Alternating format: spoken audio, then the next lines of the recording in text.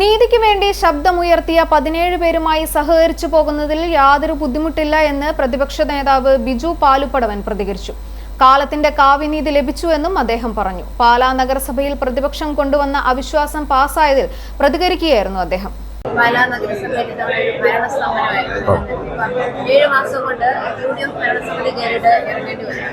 കാലങ്ങളായി കാത്തിരുന്നിട്ടാണ് അവർക്ക് ഭരണം പിടിച്ചെടുക്കാൻ സാധിച്ചത്. ഇപ്പോൾ നിങ്ങളുടെ കയ്യിലേക്കാണ് ഭരണത്തിന്റെ ഒരു താക്കോൽ വരുന്നത്. എന്ത് തീരുമാനിക്കണം നിങ്ങളുടെ കയ്യിലാണ് ഇരിക്കുന്നത്. കാരണം നിങ്ങൾ കൂടുതൽ കൗൺസിലർമാർ നിങ്ങൾക്കിടയിലാണ്. എന്താണ് നിങ്ങളുടെ തീരുമാനം? ഞങ്ങളെ സംബന്ധിച്ച് ഇത് കാലത്തിന്റെ ഒരു കാവ്യനീതിയായിട്ട് കാണുന്നത്. ഈ നിയമസഭാ ഇലക്ഷന് എം.എൽ.എയും എം.പിയും ജോസഫ് ഗ്രൂപ്പും ഈ ഇലക്ഷൻ ജയിക്കുന്നതിന് വേണ്ടി ഈ കുടുംബ കൂട്ടായ്മയായി ചേർന്ന ഒരു അവിശുദ്ധ കൂട്ടുകെട്ടാണ് ഇവിടെ നടന്നത്. ആ അവിശുദ്ധ കൂട്ടുകെട്ട് ഇവിടെ അത് താർന്നിരിക്കുന്നു.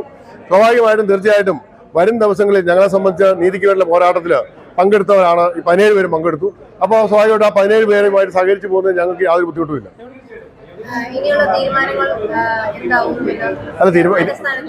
തീരുമാനം സ്വാഭാവികമായിട്ടും ഇലക്ഷൻ കമ്മീഷൻ അറിയിച്ചതിന് ശേഷം 10-15 ദിവസം നോട്ടീസ് വരും. അതിനുശേഷം അതിന് മുമ്പ് സമയമുണ്ട്. അപ്പോൾ സ്വാഭാവികമായിട്ട് ആരാണ് ചെയർപേഴ്സൺ എന്നൊക്കെ അത് തുറന്ന് ചിന്തിക്കേണ്ട കാര്യങ്ങളാണ്.